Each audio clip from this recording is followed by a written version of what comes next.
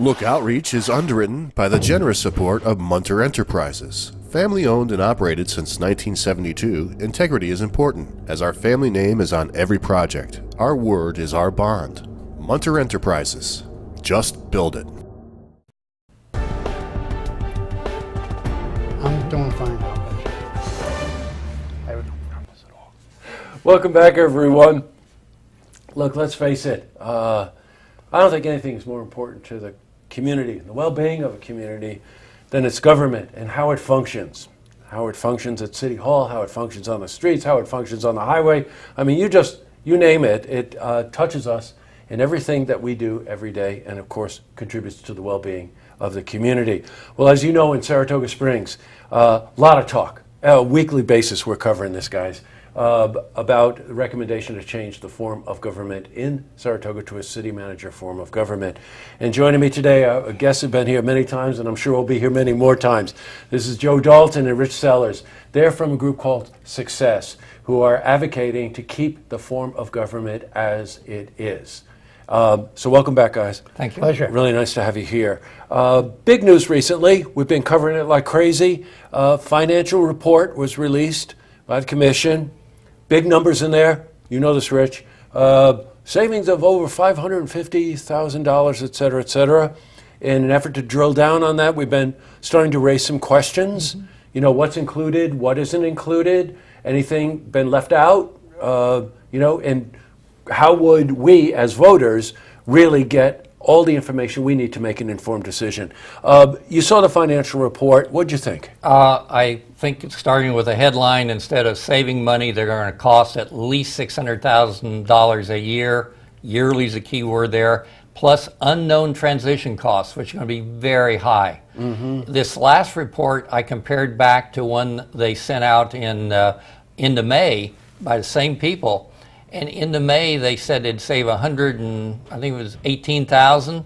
It somehow got up to $398,000 in September by leaving out some previously identified costs, such as a deputy city manager, such as the cost of an internal auditor, which has never been in the charter before and has not been paid for. Mm-hmm. So you put that together along with this huge underlying concept that the savings will come from eliminating 5 deputies, which is your number of 568,000. Mm-hmm. That entire savings, in fact, more than they're promising, comes from eliminating these 5 people, not just the people, but all their work. Mm-hmm. Now, plenty of places we could go here, Joe. Let's just talk about efficiency.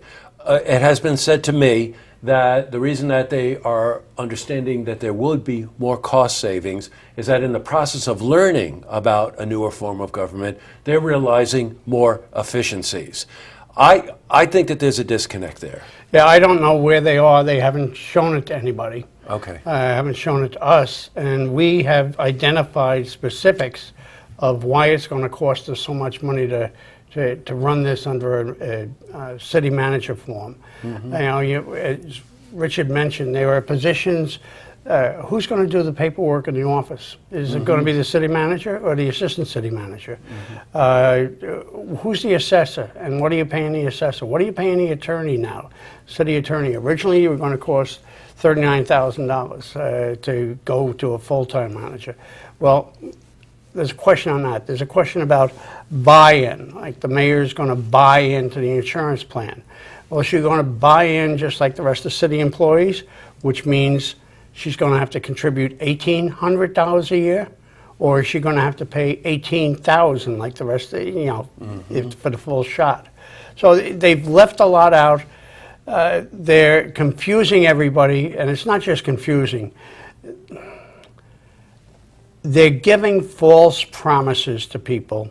They're making predictions that are never going to come true.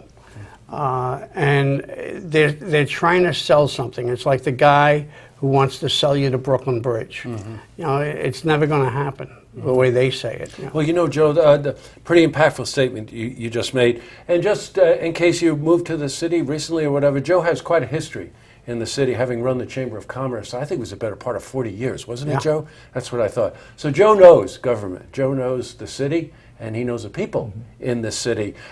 Stopping short of what you just said, there's a couple of ways to look at this. You've got the efficiencies by the change in government. Okay, so some positions are done away with.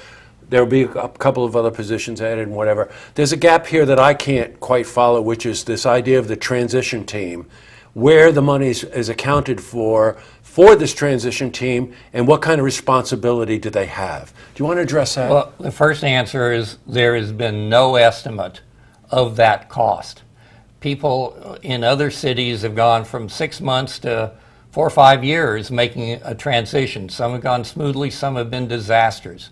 So it admittedly is hard to do that, but they're allowing for deputies to remain. That's $568,000 per year. We think once they're in there, they will remain forever because they do valuable work. I want to jump in just 1 second. In the recommendation from the charter, that's discretionary at this point, whether or not the Absolutely. deputies are kept. What you're saying is that they're going to look and say, oh my God, who's going to handle 80 functions of this city? We better keep some of these deputies here. One example is the deputy of finance is the city's budget officer.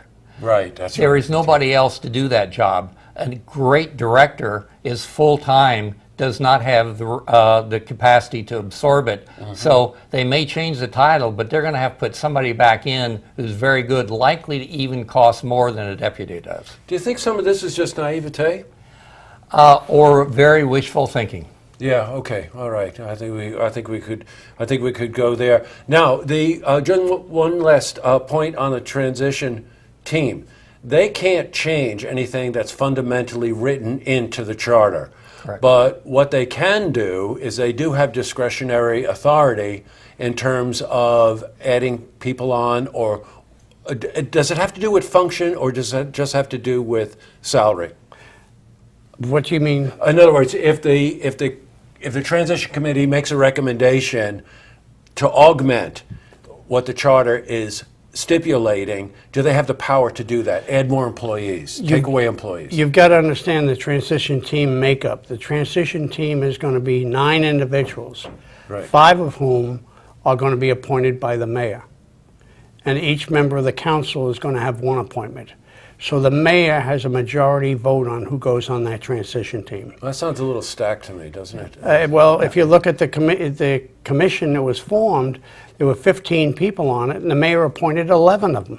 Yes, got it. So, and this is a mayor who has finally come out and said she's in favor of changing the form of government. She's A key thing there is these are appointed and unknown people with huge powers to augment, add to the charter.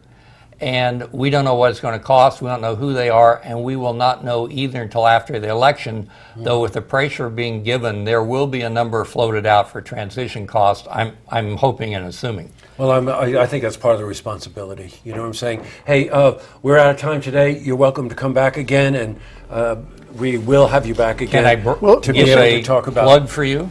Pardon me? Can I give a plug for you? I hope people will go on the September 22nd Look TV online and see a great interview you did with Commissioners Frank and Madigan. Oh, fantastic job. Oh, thanks a lot, Rich.